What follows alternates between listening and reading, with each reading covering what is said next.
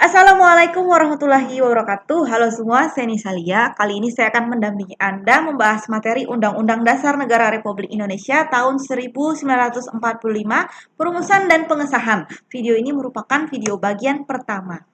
Nah, teman-teman, kita akan setelah mempelajari materi ini, Anda diharapkan mampu memahami materi seputar perumusan Undang-Undang Dasar Negara Republik Indonesia tahun 1945, perumusan dan pengesahan. Ya. Kita mulai dari sidang BPUPKI. Ini adalah sidang kedua BPUPKI yang dilaksanakan mulai tanggal 10 Juli 1945. Nah, di sidang ini ada dua tahap. Tahap pertama membahas tentang bentuk negara, tahap kedua tentang wilayah negara. Nah, sebelum sidang dimulai, Ketua BPUPKI yaitu Regiman Wedyo Diningrat menegaskan bahwa setiap anggota sidang itu wajib menghormati pendirian orang lain. Jadi tidak dibenarkan memaksakan kehendak kepada orang lain untuk menyetujui pendapatnya. Kita mulai, ini adalah sidang 10 Juli 1945 tahap pertama. Pokok bahasannya adalah mengenai tentang bentuk negara.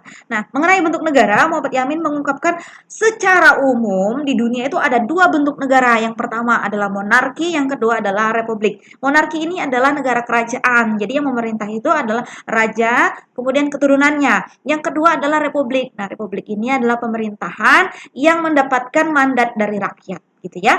Nah, di antara keduanya Muhammad Yamin itu lebih merekomendasikan bentuk negara Indonesia itu adalah republik gitu. Nah, kemudian dilakukan pengumpulan suara. Ternyata lebih banyak peserta sidang memilih republik dibanding memilih kerajaan, ya. Dengan demikian bentuk negara Indonesia dinyatakan republik. Kita lanjut sidang 10 Juli 1945 tahap kedua. Nah, ini adalah sidang lanjutan yang dibahas mengenai wilayah negara. Sebenarnya, wilayah negara Indonesia merdeka itu apa aja sih gitu? Itu kan jadi pertanyaan ya. Kemudian, ada salah satu anggota namanya Wurjaningrat mengungkapkan batas Indonesia itu ya paling kurang seperti waktu zaman penjajahan Belanda dulu gitu ya. Jadi, tahu ya zaman penjajahan Belanda itu yaitu wilayah di daerah Hindia yang dikuasai oleh Belanda gitu. Kemudian Muhammad Yamin mengungkapkan wilayah Indonesia itu lebih luas dari itu loh, meliputi wilayah Melayu dan Papua Barat. Nah, sampai berakhirnya sidang hari itu wilayah negara itu belum diputuskan. Kemudian dilanjutkan pada sidang berikutnya yaitu tanggal 11 Juli 1945. Nah, pada 11 Juli ini dilakukan sidang sebanyak 3 tahap. Tahap pertama membicarakan tentang wilayah negara, lanjutan dari sidang sebelumnya. Tahap kedua membicarakan tentang persiapan penyusunan rancangan Undang-Undang Dasar dan pembentukan panitia perancang Undang-Undang Dasar. Dan tahap ketiga membicarakan tentang rancangan Undang-Undang Dasar. Nah, kita masuk yang pertama ini ya. Tahap pertama tanggal 11 Juli. Jadi agendanya adalah tentang wilayah negara. Kemudian disepakati wilayah Indonesia adalah wilayah Hindia Belanda dahulu, ditambah wilayah Malaya, ditambah wilayah Borneo Utara, Papua, Timor Portugis. Ya, Timor Portugis yang dimaksud ini adalah wilayah Timor Timur ya. Kenapa kok namanya Timor Portugis? Karena waktu itu Timor Timur dikuasai oleh Portugis ya. Sekarang namanya Timur Leste setelah berpisah dari Indonesia. Sempat bergabung kemudian berpisah kembali. Dan pulau-pulau di sekitarnya ya. Kita lanjut sidang 11 Juli yang tahap kedua. Sidang ini membahas persiapan penyusunan rancangan Undang-Undang Dasar dan pembentukan panitia perancang Undang-Undang Dasar. Kemudian beberapa anggota sidang itu mengemukakan pendapatnya. Misal para Harahap, beliau mengungkapkan tentang andil Dai Nippon dalam kemerdekaan. Dai Nippon itu siapa? Dai Nippon adalah pemerintahan negara Jepang ya. Berikutnya ada Kolopaking, ini nama orang ya, mengusulkan adanya satu pasal yang menggampangkan undang-undang dasar itu secepat mungkin disesuaikan dengan permintaan dan keadaan zaman yang akan datang gitu ya. Jadi yang dimaksud adalah supaya undang-undang dasar itu bisa menyesuaikan dengan kondisi zaman gitu. Kemudian beliau juga mengusulkan beberapa anggota untuk menjadi panitia kecil. Kemudian Lim Kun Hian dan Oi Chong Hao mengungkapkan tentang status warga keturunan Tionghoa dalam pasal kewarganegaraan.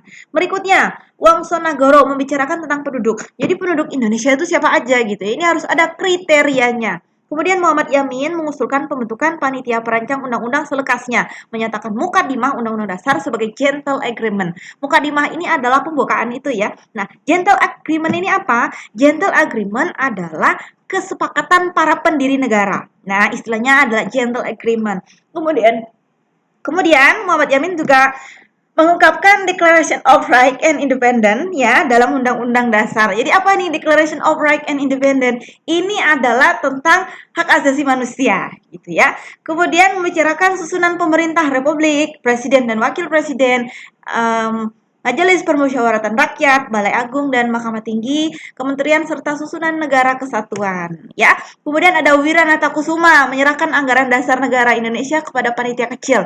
Kemudian ada Baswedan membicarakan status penduduk Arab berkaitan dengan soal kerakyatan dan lain-lain gitu ya. Kemudian setelah anggota sidang mengungkapkan pandangannya, Ketua Sidang Rajiman W. Diningrat itu mengumumkan pembentukan panitia perancang Undang-Undang Dasar yang diketuai oleh Insinyur Soekarno dengan 18 anggotanya ya. Nah, ini tertulis di sini ya namanya ya. Kamu bisa baca sendiri.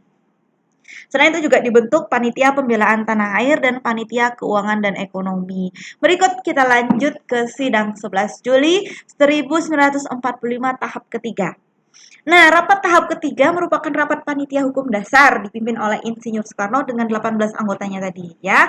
Kemudian beliau ya Insinyur Soekarno merangkum berbagai usulan yang kemudian dimusyawarahkan. Kemudian terjadi debat, banyak argumentasi ya, musyawarah yang penuh perbedaan pendapat, tetapi tetap berjalan dengan damai dan berakhir dengan mufakat. Akhirnya dihasilkan keputusan-keputusan berikut. Yang pertama, memutuskan bentuk negara itu unitarisme ya.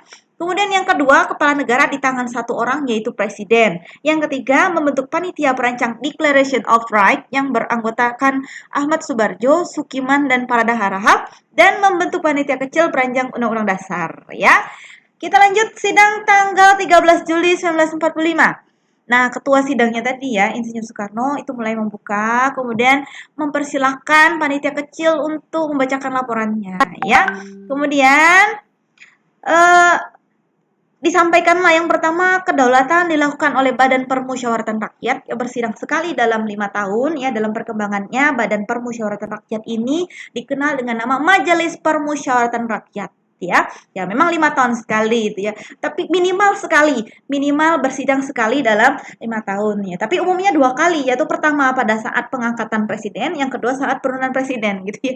Minimal 2 kali kalau dihitung saat ini gitu ya. Kemudian berikutnya, presiden merupakan penjelmaan kedaulatan rakyat. Dalam pemerintahan, ia dibantu oleh wakil rakyat, menteri-menteri yang bertanggung jawab kepada presiden, dan dibantu oleh Dewan Pertimbangan Agung. Ya, nah Dewan Pertimbangan Agung ini kemudian pada masa amandemen UUD, amandemen ini adalah perubahan UUD secara bertahap, Dewan Pertimbangan Agung ini dihapus. Ya, berikutnya dalam membentuk undang-undang, presiden harus bermufakat dengan Dewan Perwakilan Rakyat. Yes, ini masih digunakan sampai sekarang.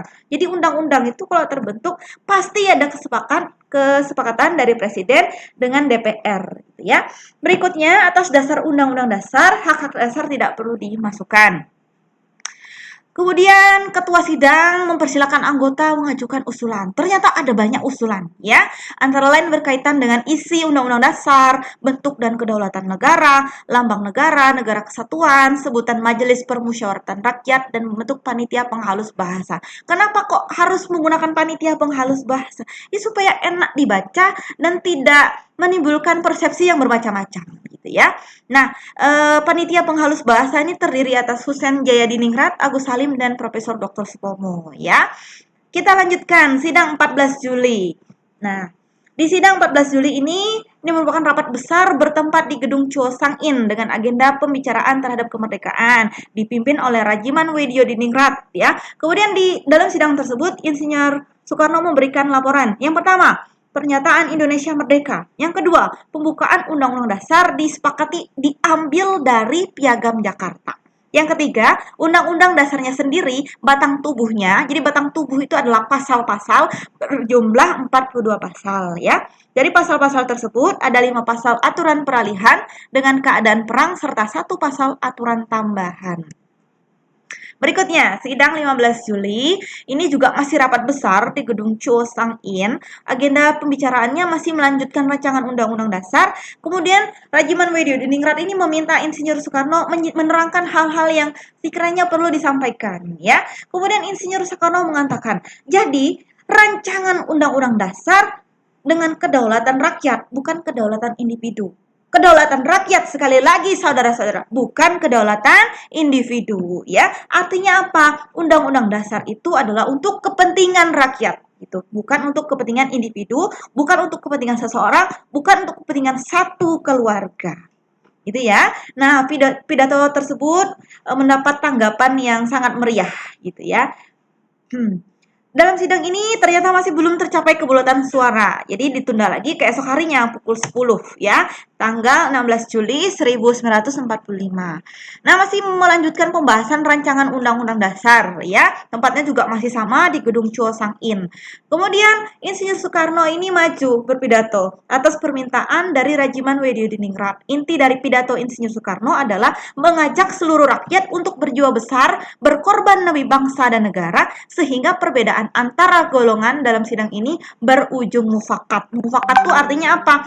Terjadinya kesepakatan bersama ya.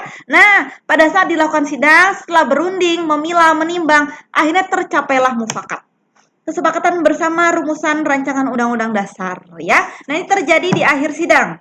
Jadi sebelum menutup sidang, Rajiman Weddiudiningrat memastikan semua anggota sidang sepakat dengan hasil sidang ya. Jadi tidak ada satupun yang menolak. Dan ini tentunya dengan kerelaan masing-masing, tidak dengan paksaan. Baik teman-teman, itu dulu video untuk hari ini. Nah, kalau ada pertanyaan, kau bisa menghubungi saya via WA atau via medsos ya. Terima kasih sudah menonton video ini. Mungkin kurang sempurna.